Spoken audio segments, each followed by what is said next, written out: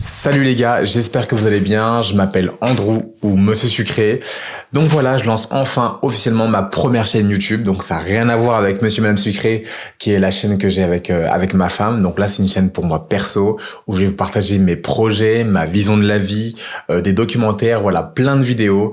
En tout cas, je vais m'efforcer de vous proposer du contenu de qualité, donc j'espère que vous allez apprécier. Et je commence ma première vidéo avec un documentaire qui me tient à cœur, que j'ai réalisé il y a quelques semaines. Donc voilà, j'ai filmé un ami à moi qui s'appelle Aurel Manga, qui se préparait pour les Jeux Olympiques 2024. Voilà, j'ai suivi pendant toute sa préparation. Et je vous laisse ce petit documentaire. Et n'hésitez pas à me dire en commentaire ce que vous en avez pensé. Turn up! Peace out!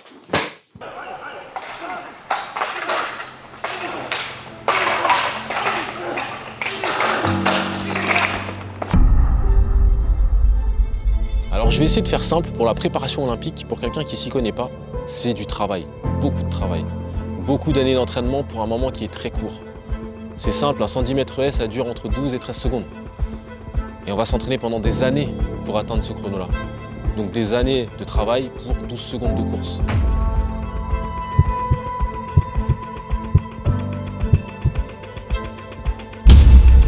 Allez, c'est parti avec un départ moyen pour Aurel Manga. Barretti est devant pour l'instant. Orlando Ortega est en train de faire.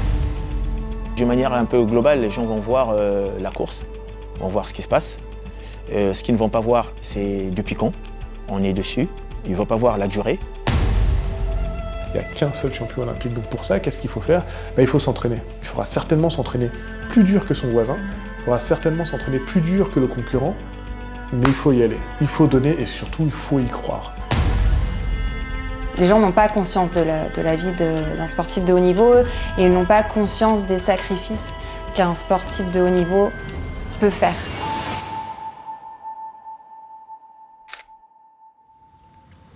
Je me présente, Aurel Manga, je suis athlète, je fais du 110 mètres haies. Pour les non-initiés, le 110 mètres haies, c'est une course, c'est simple, c'est sur 110 mètres, une course avec 10 barrières hautes de 1,06 m. Alors pour moi, les Jeux Olympiques, à la base, c'est un rêve de gosse qui s'est transformé en objectif avec le temps. Pour faire simple, un truc que mon coach dit, c'est on parle d'un escalier. On part du championnat départemental, régional, interrégional, national, championnat d'Europe et championnat du monde avant les Jeux Olympiques. Et en fait, c'est ces marches-là qu'on va passer, une après l'autre, pour atteindre les Jeux Olympiques, le truc le plus haut. Aurel, en fait, c'est un athlète que moi, je qualifierais de hors norme. C'est les mots qui me viennent en tête dès la première fois que je l'ai vu ou que j'ai commencé à collaborer avec lui. Il est monstrueux. Il est monstrueux.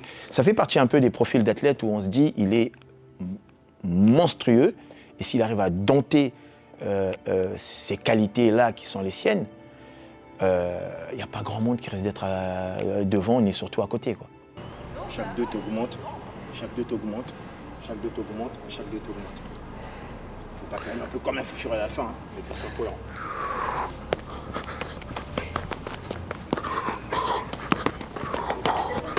Maintenant, je chipote plus, j'y vais, des douleurs à gauche, à droite. Si je donnais les listes des blessures que j'avais pendant les championnats, les gens ils pèteraient des câbles. Donc, vas-y.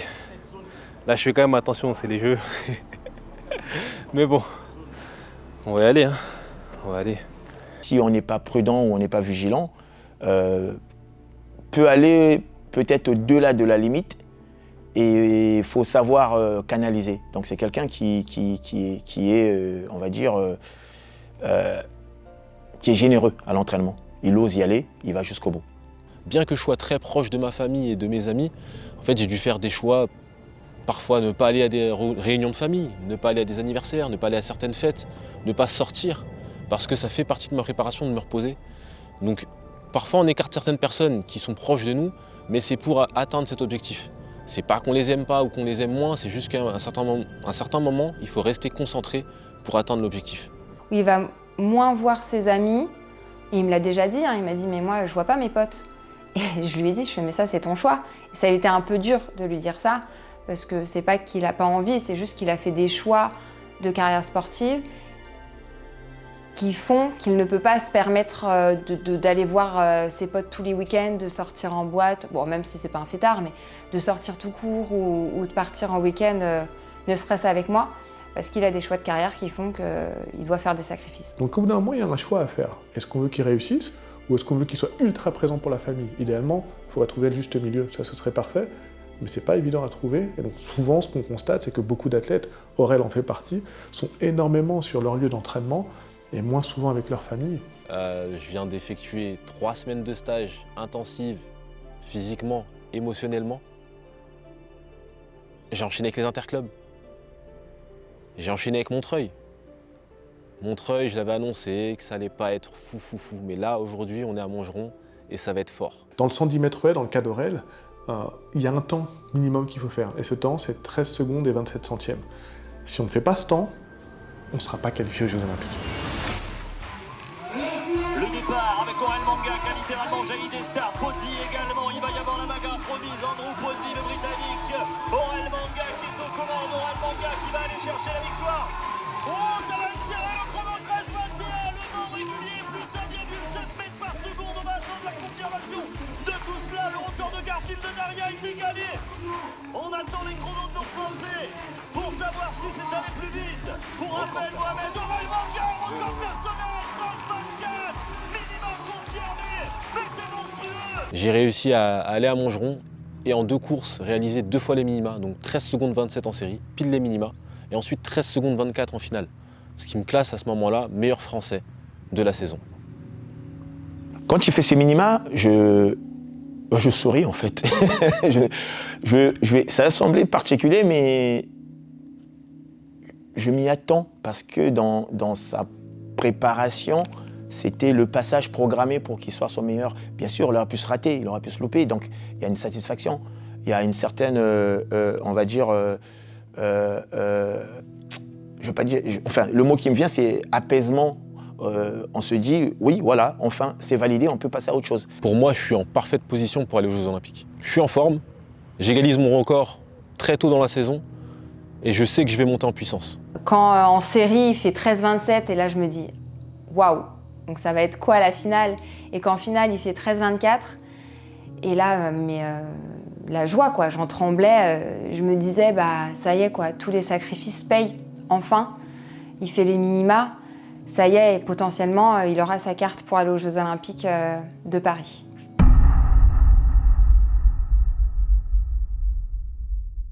Là, pour le coup, c'est le traumatisme qui s'est passé quelques jours après le meeting de Montgeron. C'est une douleur subite au niveau du bas-ventre. Des douleurs, pour moi, je me disais que c'était de la fatigue, c'était à cause de la grosse séance d'abdominaux qu'on avait fait avant. Et cette douleur qui persiste, qui dure tout un week-end. Donc ma compagne me conseille d'aller faire une échographie, d'aller voir un médecin, parce que les douleurs elles sont de plus en plus intenses. Donc on me fait faire un scanner, une prise de sang. À la prise de sang, il n'y a rien d'inflammatoire. Par contre, au scanner, on confirme appendicite aiguë. Moi, je me mets à pleurer. Je me dis, mais opération, pour moi, fin de saison, en fait. Les Jeux, c'est fini. Donc, je pleure. J'appelle mon frère. Je lui dis, s'il te plaît, viens me chercher. Viens, là, je dois me faire opérer. Ça va être une galère. Donc, j'appelle ma compagne aussi, qui quitte le boulot, qui vient me chercher au final. Aurel s'est fait opérer de l'appendicite en urgence. Autour de moi, j'avais la sensation que tout le monde désespérait et que j'étais la seule à être positive. Donc c'était assez compliqué à gérer cette période-là. Tous les jours, j'étais à son chevet, tous les jours, je faisais des allers-retours à l'hôpital. Et c'est ce que je disais à Aurel encore hier. Lui, il avait le droit de pleurer, donc il pleurait tous les jours. Et il me disait, Nina, j'arrête pas de pleurer, c'est horrible, c'est dur. Et je lui disais, mais en fait, tu as le droit de pleurer, c'est normal, ce qui t'arrive, c'est horrible. Par contre, nous, sa famille, ses proches, on ne peut pas se permettre de pleurer. Et quand vous voyez l'athlète qui sent le coup de massue et qui est effondré, on reste des humains. J'ai eu de la peine pour lui, j'ai eu mal pour lui et j'ai senti sa détresse. Donc, effectivement, à moi de garder le sang-froid pour le rassurer et pour lui permettre de rester connecté, car les échéances ne sont pas encore arrivées. L'objectif pour moi aujourd'hui, c'est d'aller le chercher un peu sur des vitesses un peu plus élevées que la normale, donc en gros de la survitesse. Donc le fait de D'aller chercher en survitesse, ça me permet de voir où il en est, à la fois psychologiquement, à la fois physiquement et je vais dire émotionnellement.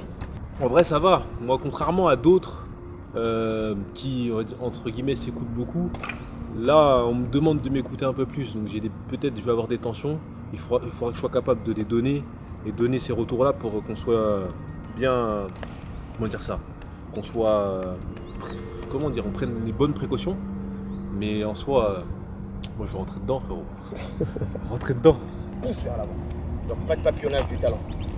Ligne droite, reste aligné. Voilà. Voilà. Voilà.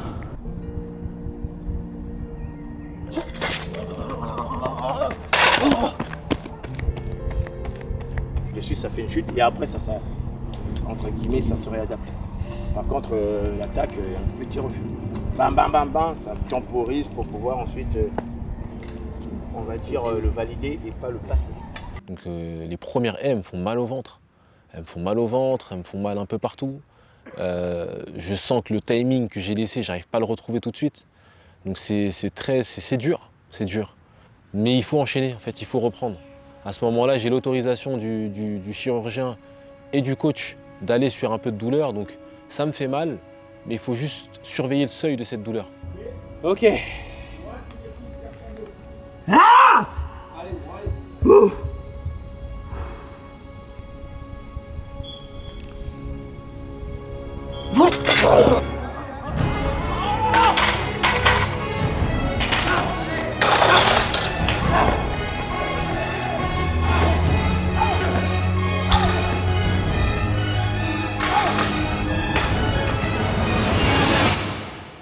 Là, il a pris le pas sur ses émotions, c'est-à-dire il n'a pas laissé ses émotions guider, tout en sachant qu'il a le pouvoir de s'arrêter quand il veut. Si vraiment il rentre dans une phase où c'est compliqué, il s'arrête. Le maître mot, c'était ça, c'est si tu sens un truc, prends une décision, arrête-toi tout de suite. N'attends pas, est-ce que je crois que je peux ? S'il n'a pas fait, c'est qu'il estime que ça pouvait tenir et que c'est pas monté au-delà, mais que derrière, il n'a pas subi, entre guillemets, les émotions qui peuvent être la peur et autre chose. Entre guillemets, pour le commun des mortels, et je m'inclus dans le commun des mortels, on a l'impression que ça marque un coup d'arrêt. Et ce coup d'arrêt, c'est l'appendicectomie, on lui a retiré l'appendicite parce qu'elle était inflammée et elle avait une taille assez importante. Et à 3 jours près, il risquait la péritonite. Moi, j'étais un peu énervée quand on me disait « Ah, mais il a l'appendicite, c'est grave. » Non, c'est pas grave. C'est pas grave, c'est un sportif de haut niveau, il va s'en remettre rapidement, ça va être dur. Il va reprendre l'entraînement, ça va être super dur.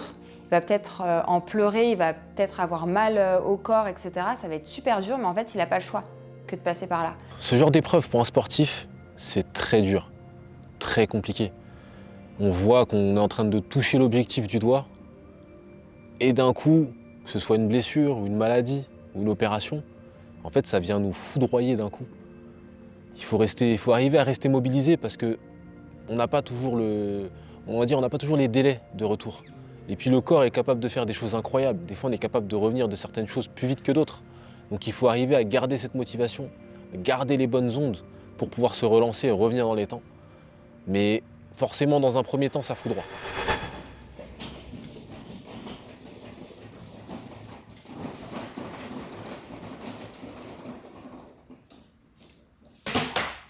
Matin, première partie, on s'occupe de la petite. Madame qui se réveille, qui fait un peu de bruit. Ça réveille aussi la petite. On s'occupe de la petite. Biberon, couche, changement, nounou. Ensuite, on s'occupe de soi. Et complément alimentaire, petit déjeuner. Et là, ce matin, kiné, qui va arriver dans pas longtemps. Donc on va enchaîner. Oui, monsieur. C'est ça qui s'est passé. Ouais, hier, t'as couru, t'as passé des haies. Hier, j'ai passé des haies. Je n'arrivais pas à être à fond et j'avais des gènes au début sur la gauche, mais pas sur les cicatrices, vraiment à côté, et ensuite sur la droite. On se relève avec un corps qui a changé. Sur le moment, on ne s'en rend pas compte que le corps a changé, mais c'est quand on essaye de faire des mouvements qu'on sent les petites tensions qui n'existaient pas avant, ou qu'on sent que ça ne répond pas pareil.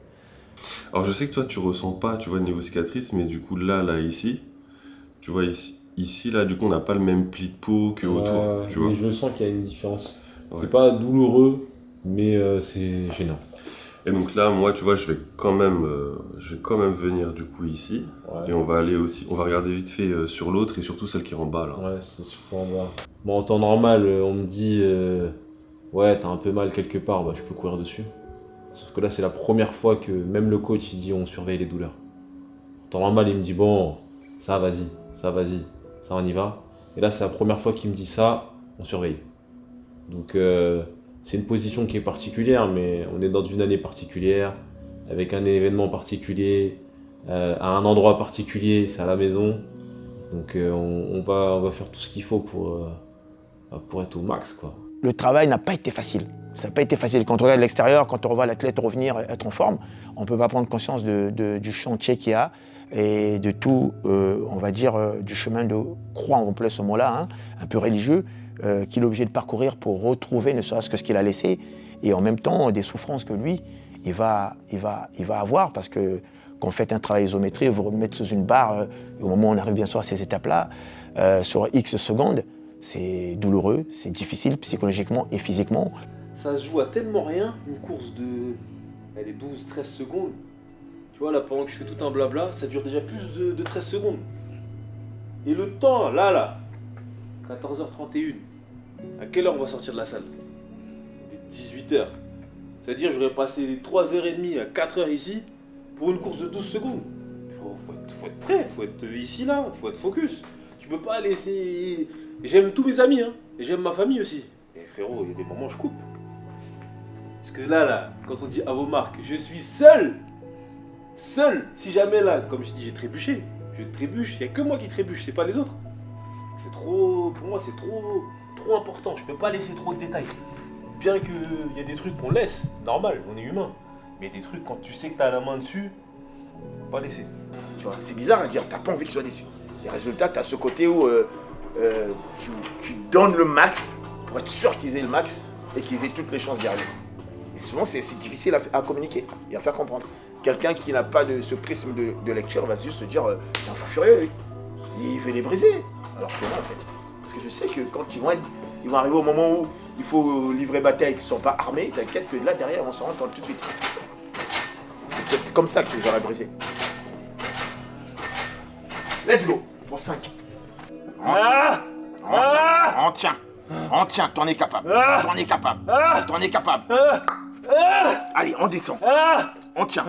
Allez, on le tient. Et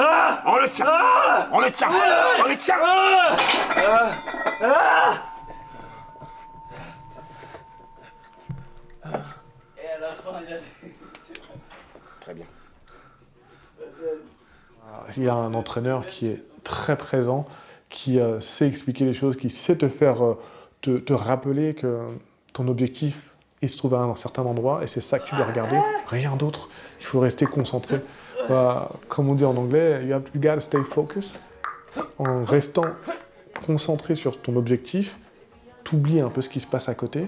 Et bizarrement, en oubliant ce qui se passe à côté, tu peux oublier que tu avais eu une opération. Et tu arrives à faire des choses alors que tu te dis que tu aurais été incapable de les faire. Je t'ai dit quoi? Je t'avais dit quoi? Je t'avais dit quoi? Je suis mort. Ah, dinguerie. Allez, c'est bon, on se casse. Du coup, ce matin, on va à la demeure, c'est un spa. Donc je vais faire un peu de récupération avant la séance de cet après-midi. Donc c'est un petit passage que je m'accorde, histoire d'avoir du temps pour moi, d'avoir du temps aussi pour de la récupération, autre qu'avec le kiné ou l'ostéo. Et c'est toujours un plus parce qu'on va pouvoir utiliser des machines qui ne sont pas utilisées partout et qui ne sont pas disponibles partout surtout. Est-ce que du coup vous avez des douleurs particulières ou... Non, pas de douleurs particulières. Ouais.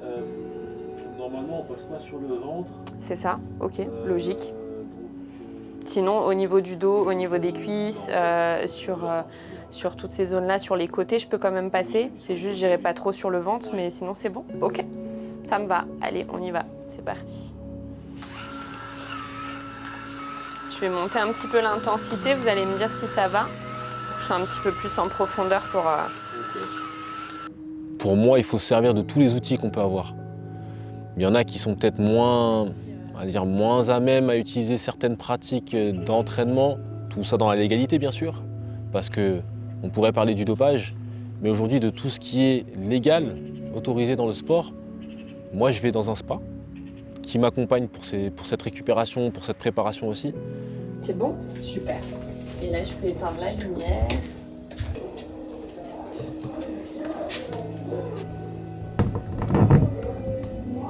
J'ai été seul pendant plusieurs années. Et dans des moments difficiles comme ça, tout seul, c'est chaud. Alors que là, en étant plusieurs, ça passe toujours mieux. Et comme en plus on est soudés, ça passe encore mieux. Et puis comme je dis, juste, là, il n'est pas de la partie, on va dire, actuelle. Mais il a été là sur toute la préparation et il sera là pour l'année prochaine. Donc ça va faire une personne en plus. Et là, il n'y aura pas que 3 fois, je ne sais pas combien de haies. Il y aura 4 fois. Et là, ça va être une dinguerie. Mais aujourd'hui, avoir des partenaires d'entraînement qui sont capables de me challenger sur différentes séances, il y en a certains qui vont être plus forts en muscu, d'autres qui vont être plus forts sur les séances longues, d'autres qui vont être plus forts sur les résistances, sur les haies, d'autres qui vont être plus forts sur le sprint. En fait, ça te challenge. Et tous les jours, tu te dis, c'est des mini-compétitions. Et c'est quelque chose de top d'avoir des partenaires. Aujourd'hui, je suis plus que content d'avoir ces partenaires d'entraînement parce qu'ils sont sains et ils savent ce qu'ils veulent. Maintenant, c'est pas facile tous les jours la vie en communauté. Chacun a ses tracas de tous les jours, chacun a ses ambitions, chacun a ses problèmes. Donc en fait, on doit vivre avec tout ça, mais c'est toujours mieux en groupe parce qu'en groupe, on peut trouver des solutions et on peut s'entraider, alors que tout seul, on doit aller se battre tout le temps, tout seul, et on laisse beaucoup d'énergie, beaucoup de plumes à côté et en dehors de la piste surtout. L'élément, c'est qu'il n'a pas retrouvé 100%, mais il a retrouvé un niveau d'état qui lui permettait d'être compétitif en France. Voilà. Pour moi, quand j'ai fait des tests, quand j'ai vérifié, je pourrais situer Aurel à 80-90% de sa reprise qui nous permettait d'envisager une participation en France. D'ailleurs, voilà pourquoi on l'a confirmé. Donc je me sens de mieux en mieux. Je me sens capable d'accélérer. Clairement, je ne suis pas à 100%, mais je suis entre 70 et 80%. Donc là, je peux me préparer à aller au championnat de France à Angers, en sachant que je suis à 80%. Il se sent bien, pour moi, il est en forme ascendante, donc il est très bien. Maintenant, effectivement, il n'est pas à 100% de ses capacités. Quand tu es au championnat de France où tu n'es pas à 100% de ses capacités, effectivement, il y a de l'émotionnel qui va jouer derrière. Mais hormis ça, pour moi, il est bien. Et après, la priorité, c'est de protéger, parce que pour l'instant, il y a quand même un risque. Il y a un risque parce qu'il vient de reprendre des intensités hautes et une compétition, c'est une intensité plus haute que le 100% que tu fais aux entraînements. Donc, tu rentres dans quand même une zone qui peut être risquée. Et le fait de rentrer dans une zone qui peut risquer, c'est ça qui nous permet, nous, de dire qu'il y a un risque et que c'est ce risque-là qu'il faut essayer de mesurer, quoi.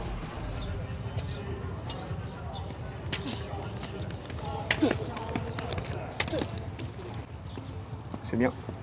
Maintenant, quand tu arrives là, fais ton geste. En fait, tu te règles. Voilà.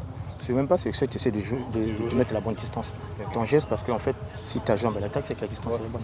Donc en fait, tu attaques, mais tu te donnes de la place, alors qu'en fait, la place, tu l'as. J'ai un rendez-vous chez le médecin qui est obligatoire, parce que tous les athlètes qui sont en course pour les Jeux doivent aller voir le médecin. Donc je vais voir le médecin, un rendez-vous qui dure presque 1 heure, où je lui présente mon dossier médical avec l'opération. Et là, le médecin nous annonce que s'il court, il va se péter, quoi. Il nous annonce au vu ce qu'il voit, il nous explique grosso modo que effectivement, il a repris les premières phases, vous reprenez très vite. Il nous montre un peu avec son doigt. Imaginons, vous allez monter jusqu'à 80-90%, sauf que c'est les 10 derniers pourcents là qui sont le plus durs, qui mettent un peu plus de temps. Il y a une certaine frustration aussi chez Aurel, parce qu'Aurel, c'est un battant, c'est un combattant. Il voulait y aller à ce qu'il veut montrer. Et le médecin lui dit « Oh, take a chill pill, calme-toi. Hein, tu continues de t'entraîner, tu continues de progresser, de revenir dans ta préparation pour être prêt au bon moment. » L'objectif, c'est d'obtenir une médaille aux Jeux. Est-ce que je ne cours, est-ce que je ne cours pas? Est-ce que je vais à l'encontre d'un médecin? Est-ce que je prends ce risque-là? Ou est-ce que je continue à me préparer pour les Jeux? C'est un moment difficile.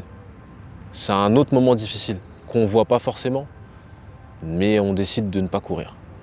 On lui a sous-entendu que s'il ne faisait pas les France, il était retiré de la liste potentielle des personnes pouvant aller aux Jeux. C'est difficile d'entendre tout ça. Enfin, on te balance ça à la figure le jour des championnats de France, alors que toi, tu n'as qu'une envie, c'est de courir. Mais ton corps peut pas, tu peux te blesser, donc le médecin de la Fédé te conseille de ne pas courir. Ah oui, tu vas écouter le médecin. Donc non, c'est difficile, c'est difficile. Je me retrouve à du coup ne pas courir le championnat de France, mais j'ai quand même mes partenaires d'entraînement qui courent. Donc j'ai Romain et Richard qui vont courir. Bah, toute mon énergie, je la mets derrière eux pour qu'eux, ils donnent le maximum. Oui. Le bon départ de Sacha Zoya.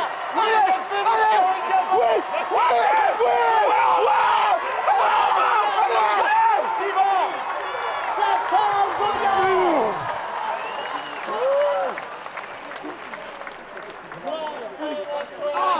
En cette finale, Sacha Zoya 13 secondes et 32 centièmes. Et le résultat, c'est Romain qui fait 3e, c'est sa première médaille en championnat de France élite. Et c'est quelque chose de beau pour moi parce que je sais qu'il peut courir très vite. Et j'espère qu'il en prend conscience maintenant avec cette médaille et que ça va l'accompagner pour la suite aussi. Nous, on pensait qu'il allait courir, effectivement. Mais maintenant, quand on prend du recul et qu'on voit que c'est un avis médical qui lui dit qu'il ne faut pas qu'il court, ben, on respecte l'avis médical, tout simplement. Et là, on est là derrière pour le soutenir. Il n'a pas couru, mais il sait qu'il y a toute sa famille qui est derrière et toute sa famille qui est là pour le soutenir, peu importe ce qui se passe. Je te cache pas que si j'emmenais toute ma famille ici, c'est que j'avais une petite lueur d'espoir qu'il puisse quand même courir. Donc voilà, donc mon cœur voulait qu'il court, mon cerveau, la raison se disait s'il court pas c'est bien, il n'a pas couru c'est bien. Pour les Jeux, j'ai aucun doute, j'ai absolument aucun doute parce que sa forme actuelle, elle est au top, le ranking, il est au top. Maintenant, voilà, on va voir ce que décide la Fédé, mais pour moi, il va faire quelque chose à Paris, c'est sûr.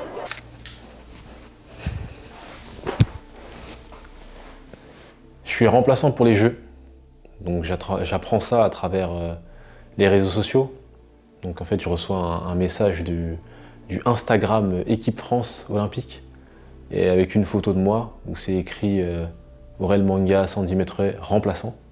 Et quand tu entendez la non-qualification d'Aurel, vous êtes à la fois stupéfait, du moins moi personnellement, je suis stupéfait, je suis à la fois déçu pour lui d'abord. Donc au début, c'est pas que je tilte pas, mais je me dis bon, c'est pas une annonce officielle, j'attends. Ensuite, je reçois des messages, mon frère qui m'appelle et mon coach qui m'appelle. Et là, on me dit t'es remplaçant, Aurel. Remplaçant. Déçu pour tout le chemin, tout le parcours, tout voilà, parce que la mémoire te rappelle tout ce que vous avez traversé pour en arriver là, qu'en fait. Vous rappelle tout ce que vous étiez obligé de faire pour répondre aux attentes, pour être à la hauteur et de vous dire, du moins de se dire que tout d'un coup, tu n'y vas pas. Je pense que mon opération rentre en compte dans ma non-sélection, mais de ce qui se dit, qui a l'air de se dire, parce que derrière la fédération communique sur les critères de sélection qui sont respectés à la règle, même si pour moi c'est pas le cas, mais c'est ma non-participation au championnat de France. Mais j'avais un avis médical. Donc pour moi, ma course vers les Jeux n'était pas... Enfin, il n'y avait pas de souci pour ma course vers les Jeux Olympiques. Et je trouve ça dommage de se faire priver de tout le travail accompli, pour moi, sur de la politique. Et pas sur de l'athlétique, pas sur de l'humain et pas sur de la performance. Aujourd'hui, je suis dans un moment bas parce que j'ai l'impression d'avoir tout fait. Je suis passé sur le billard 2 fois en me disant voilà, j'ai 2 opérations, mais je veux montrer que je suis compétitif, mais je suis remplaçant. J'avais fait les minima, donc pour moi, j'ai fait tout ce qu'il fallait pour remplir les critères de sélection. Et se retrouver remplaçant, c'est très dur. Et ça fait partie de la vie d'un athlète, ça fait partie de l'envers du décor.